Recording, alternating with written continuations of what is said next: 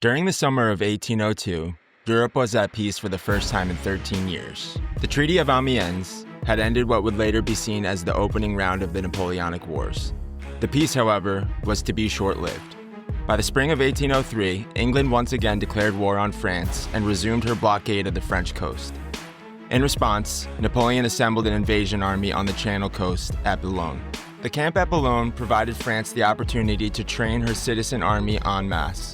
Before Boulogne, French troops were trained on the march or in regimental depots and then inserted into units in the field. Under this system, troops received individual training in drill and company-level tactics.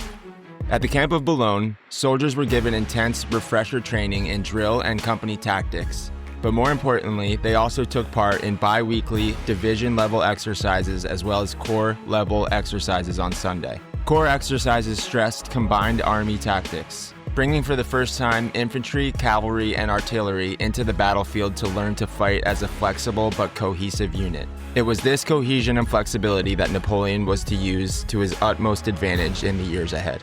While the Grande Armée trained for the invasion of England, the Russians and English were themselves hard at work rebuilding a coalition to keep Napoleon occupied on the continent. Tsar Alexander of Russia, perceiving Napoleon as a threat to Russian power in Europe, approached Britain and Austria in hope of reviving the anti-French coalition that had collapsed in 1801. At first, the Austrians, who had already lost substantial territory and prestige in earlier efforts against Napoleon, balked at the idea of renewing the war. But finally, bowing to Russian pressure, Austria signed a treaty with Russia on November 4, 1804. Alexander also approached King George of England and Gustavus III of Sweden, forming the Third Coalition.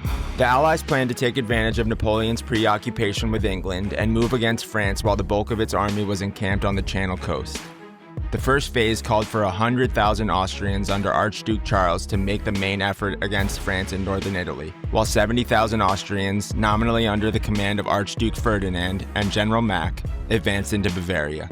This forced Bavaria to join the Allies while simultaneously moving into a position to threaten Napoleon's line of communications when he moved against the expected target, Archduke Charles. As these forces were moved into place, two Russian armies of 40,000 troops each under Marshal Kutuzov and General Buxhowden were to advance through Bohemia to reinforce Mack in Bavaria. This combined Austrian and Russian force would then push forward through the Black Forest and Swabia towards Strasbourg, trapping Napoleon's army in southern France. The Allied plan had many flaws, which Napoleon would exploit to the fullest. If you want to catch more videos on Napoleonic legends like this, be sure to quickly subscribe to our channel, like this video, and let us know in the comments what you want to see next. There are hundreds of similar videos in our history playlist.